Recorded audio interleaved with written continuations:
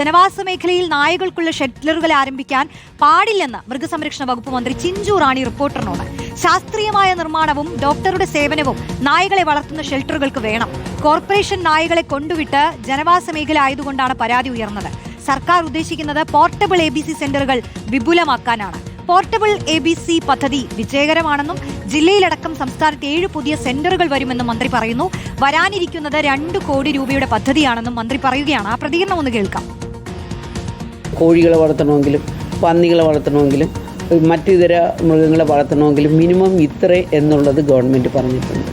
അതിനനുസരിച്ചിട്ടുള്ള ലൈസൻസുകൾ പഞ്ചായത്തിൽ നിന്ന് എടുക്കണമെന്ന് തീരുമാനിച്ചിട്ടുണ്ട്. അപ്പോൾ ഡോഗ്സിൻ്റെയും കാര്യത്തിൽ മാറ്റമൊന്നുമില്ല. ലൈസൻസ് എടുക്കേണ്ടി വരും, അതിന് വേണ്ടുന്ന സംരക്ഷണം കൊടുക്കേണ്ടി വരും, അതിന് വേണ്ടുന്ന ഡോക്ടർ സേവനം കൊടുക്കേണ്ടി വരും. ഇതെല്ലാം കൊടുക്കാൻ പറ്റാവുന്ന തരത്തിലേക്ക് വളർത്തുന്നവരും കൂടെ മാറണം. ജനസാന്ദ്രത ഉള്ളിടത്ത് കൊണ്ടുവന്ന് വളർത്തണമെന്നും നമുക്ക് താല്പര്യമില്ല. ആ ഒഴിഞ്ഞ സ്ഥലത്ത് ഞങ്ങളെന്താ ഈ പോർട്ടബിൾ ABC സെൻ്ററിൻ്റെ ഒരു അഴുക്ക് പോലും അവിടെ താഴെ വീഴില്ല. പക്ഷേ അത് നിയമപരമായിട്ട് ചെയ്താൽ വേറെ പ്രശ്നം വരില്ല. അരുൺ സോളമൻ ചേരുന്നു. അരുൺ, മന്ത്രി പറയുന്നത് ജനവാസ മേഖലയിൽ നായകൾക്കുള്ള ഷെൽട്ടറുകൾ ആരംഭിക്കാൻ പാടില്ല, അത് കൃത്യം തന്നെയാണ്. പക്ഷേ അതിനുള്ള സ്ഥലം സർക്കാർ കണ്ടെത്തണം. അത് ഇത്രയും നീളാൻ പാടില്ല എന്നുള്ളതാണല്ലോ. ഇതിപ്പോ സർക്കാരിന്റെ താല്പര്യം മാത്രം നോക്കി മുന്നോട്ട് പോകേണ്ട ഒരു കാര്യമല്ല. നേരത്തെ നമ്മൾ നിയയുടെ അമ്മയുടെ വാക്കുകളൊക്കെ കേട്ടല്ലോ അല്ലേ? ഉടനടി ഒരു പരിഹാരം ഇതിൽ ഉണ്ടാവണം. എന്താണ് മന്ത്രിയും വകുപ്പും സർക്കാരും ഒക്കെ ഇതിൽ കാണുന്നത്? റോഷ്നി, നേരത്തെ തന്നെ ഇത് സംബന്ധിച്ച് കഴിഞ്ഞ 1-2 വർഷങ്ങളായി സംസ്ഥാന സർക്കാരിന്റെ ഭാഗത്തു നിന്നായാലും തദ്ദേശ വകുപ്പുകളുടെ ഭാഗത്തു നിന്നായാലും ചില പദ്ധതികളൊക്കെയും വരുന്നുണ്ട്. പക്ഷെ അത് യാഥാർത്ഥ്യത്തിലേക്ക് എത്തുന്നില്ല എന്നുള്ളതാണ് ഏറ്റവും പ്രധാനപ്പെട്ട വസ്തുത. ഇതിൽ തന്നെ നേരത്തെ ജയശങ്കറും സോന്തനെയൊക്കെ സൂചിപ്പിച്ച ചില വസ്തുതകളുണ്ട്.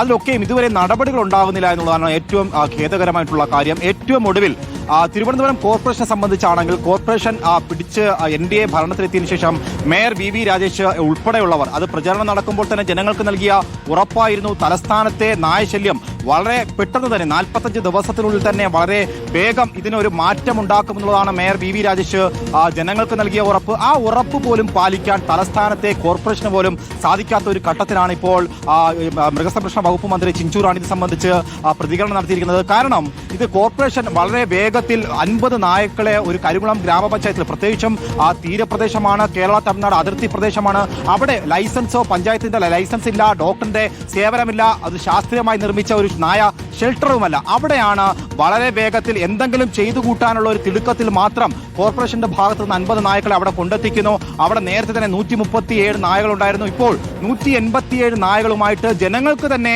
വലിയ ഒരു ശല്യമായിട്ട് ആ സ്ഥലം മാറിയിരിക്കുകയാണ്. അങ്ങനെയല്ല നായകളെ മാറ്റേണ്ടതെന്നുള്ളതാണ് മന്ത്രി ചിഞ്ചു റാണി വ്യക്തമാക്കിയത്. ഇപ്പോൾ ജയശങ്കർ സൂചിപ്പിച്ചതുപോലെ തന്നെ പത്തനംതിട്ട അടക്കമുള്ള സ്ഥലങ്ങളിൽ ABC പോർട്ടബിൾ പദ്ധതി യാഥാർത്ഥ്യമായിട്ടില്ല. അവിടെ ഇപ്പോൾ മന്ത്രി വ്യക്തമാക്കുന്നത് വരുന്ന ദിവസങ്ങളിൽ ഇപ്പോൾ 2 കോടി രൂപയുടെ പദ്ധതിയാണ് വരാൻ പോകുന്നത്. അതിൽ പത്തനംതിട്ട അടക്കമുള്ള തലസ്ഥാന ജില്ലയിലടക്കം 7 പോർട്ടബിൾ പദ്ധതി കൂടി ABC പദ്ധതി കൂടി പുതുതായിട്ട് വരാൻ പോവുകയാണ്. അതാണ് വിജയകരമാണെന്നുള്ളതാണ് നിലവിൽ സർക്കാർ തിരിച്ചറിഞ്ഞത്. തലസ്ഥാനത്ത് തന്നെ നെടുമങ്ങാട് കൊണ്ടുവന്ന പദ്ധതി, അവിടെ പോലും ഒരു പോർട്ടബിൾ ABC പദ്ധതിയിൽ 20 നായ്ക്കളെ മാത്രം പാർപ്പിക്കാനായിട്ടുള്ള സംവിധാനമാണ് നെടുമങ്ങാടുള്ളത്. അവിടെയാണ് കോർപ്പറേഷൻ തിടുക്കം കൂട്ടി 50 നായ്ക്കളെയും ഇങ്ങനെ പിടിച്ചുകൊണ്ടുപോയി ഒരു ഷെൽട്ടറിലേക്ക് കൊണ്ടുപോകുന്നത്. ഇങ്ങനെ ശാസ്ത്രീയമായിട്ട് മാത്രം മാറ്റേണ്ടുന്ന ഒരിടത്ത് കോർപ്പറേഷൻ കാണിച്ചിരിക്കുന്നത് വളരെ ഗുരുതരമായിട്ടുള്ള ഒരു അനാസ്ഥയാണ്. അങ്ങനെയല്ല നായകളെ മാറ്റേണ്ടെന്നുള്ളതാണ് ഏറ്റവും പ്രധാനമായിട്ട് കോർപ്പറേഷൻ ആയാലും ഏതൊരു തദ്ദേശ വകുപ്പായാലും ചിന്തിക്കേണ്ടുന്ന പ്രധാനപ്പെട്ട കാര്യം. ഇതിൽ പോർട്ടബിൾ ABC എന്ന് പറയുമ്പോൾ തന്നെ നായകളെ വന്ധീകരിച്ച് ഷെൽട്ടറുകളിൽ മാറ്റി പൂർണ്ണമായിട്ടും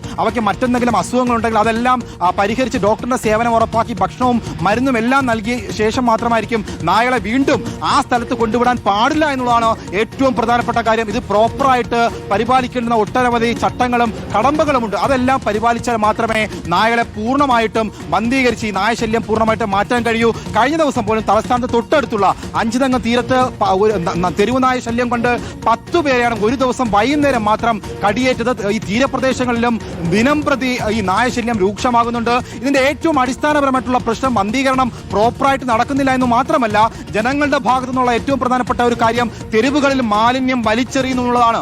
അതുപോലും പരിഹരിക്കാൻ ഇതുവരെ കോർപ്പറേഷന്റെ ഭാഗത്തുനിന്നോ അല്ലെങ്കിൽ നഗര വ്യത്യാസമില്ലാതെ ഇതിപ്പോഴും തുടരുന്നുണ്ട്. മാലിന്യ പ്രശ്നം രൂക്ഷമാകുന്നുണ്ട്. മാലിന്യ പ്രശ്നം ഒരു ഭാഗത്ത് രൂക്ഷമാകുമ്പോൾ മറുഭാഗത്ത് നായശല്യം അനുദിനം കൂടുമെന്നുള്ള കാര്യത്തിൽ മാറ്റമില്ല. ഇപ്പോൾ തിരുവനന്തപുരത്ത് തന്നെ കഴക്കൂട്ടം പോലീസ് സ്റ്റേഷനിലെ മിഡിൽ എന്ന് പറയുന്ന ഉദ്യോഗസ്ഥരുടെ വീട്ടിൽ പെറ്റുപെരുകിയ 50ഓളം നായ്ക്കളെയാണ് ഒരു രാത്രിയിൽ കോർപ്പറേഷൻ പിടിച്ചുകൊണ്ട് കരിങ്കുളം ഗ്രാമപഞ്ചായത്തിലെ ഒരു സ്വകാര്യ വ്യക്തിയുടെ ഷെൽട്ടറിലേക്ക് മാറ്റിയത്. അങ്ങനെയല്ല മാറ്റേണ്ടതെന്നുള്ളതാണ് മന്ത്രി അടിവരയിട്ട് പറയുന്നത്. ഇതിലേറെ പ്രധാനപ്പെട്ട കാര്യം വരാനിരിക്കുന്ന 7 പോർട്ടബിൾ ABC പദ്ധതി കൂടി യാഥാർത്ഥ്യമാകുമ്പോൾ ഒരു വിധത്തിൽ ഈ ശല്യമെല്ലാം മാറും. പക്ഷേ അവിടെയും ഈ പോർട്ടബിൾ ABC പദ്ധതികൾ വരുമ്പോൾ തന്നെ അത് ജനങ്ങൾക്ക് ശല്യമാകുന്ന സ്ഥലങ്ങളിൽ സ്ഥാപിക്കാൻ പാടില്ല എന്നുള്ളതാണ്. പക്ഷേ പോർട്ടബിൾ ABC പദ്ധതിയുടെ ഏറ്റവും വലിയ ഗുണം എന്താണെന്ന് വെച്ച് കഴിഞ്ഞാൽ ഒരു സ്ഥലത്ത് സ്ഥാപിച്ചതിന് ശേഷം മറ്റൊരു സ്ഥലത്തേക്ക് അത് മാറ്റാനായിട്ടുള്ള ഒരു സാഹചര്യമുണ്ട്. അങ്ങനെയുള്ള പദ്ധതികൾ വന്നാൽ മാത്രമേ ഇതൊരു ഫലവത്തായി മാറുകയുള്ളൂ, ജനങ്ങൾക്ക് ഗുണകരമായി മാറുകയുള്ളൂ എന്നുള്ള ജനങ്ങളുടെ സഹകരണം കൂടി ഏറ്റവും പ്രധാനമായി വേണം. അതിനപ്പുറം തദ്ദേശ സ്ഥാപനങ്ങളുടെയും ബ്ലോക്ക് തലത്തിൽ തന്നെ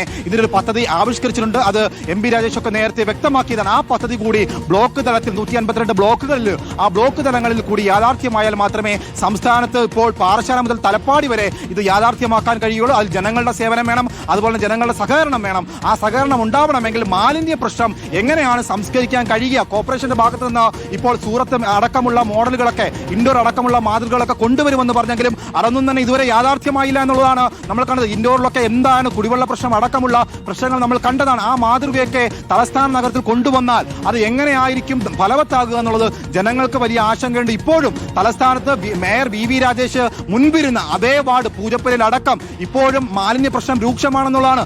അന്ന് VV രാജേഷിന് പരിഹരിക്കാൻ പറ്റാത്ത പ്രശ്നം ഇന്നിനി മേയർ ആയിരിക്കുമ്പോൾ പരിഹരിക്കാൻ കഴിയുമോ എന്നുള്ളതാണ് ആ വാർഡിലെ ജനങ്ങൾ തന്നെ ചോദിക്കുന്നത്. അതുകൊണ്ട് തന്നെ മാലിന്യ പ്രശ്നം പരിഹരിച്ചാൽ മാത്രമേ ഒരു ഭാഗത്ത് നായശല്യം കുറയ്ക്കാൻ കഴിയുള്ളൂ. അത് അനുദിനം വളരെ വേഗം ജനങ്ങളുടെ സഹകരണവും അതുപോലെ തന്നെ തദ്ദേശ വകുപ്പുകളുടെയും ബ്ലോക്ക് തലത്തിലെ ഉദ്യോഗസ്ഥരുടെയും ഭാഗത്തുള്ള സഹകരണം കൂടി ഉണ്ടായാൽ മാത്രമേ റോഷ്നി ഇതിനൊരു ശാശ്വതമായിട്ടുള്ള പരിഹാരം ഉണ്ടാക്കാൻ കഴിയുകയുള്ളൂ. ശരി, അരുൺ സോളമനാണ് വിശദാംശങ്ങൾ നൽകിയത്. നമുക്ക് ചെറിയൊരു ഇടവേളയ്ക്ക് ശേഷം തിരിച്ചു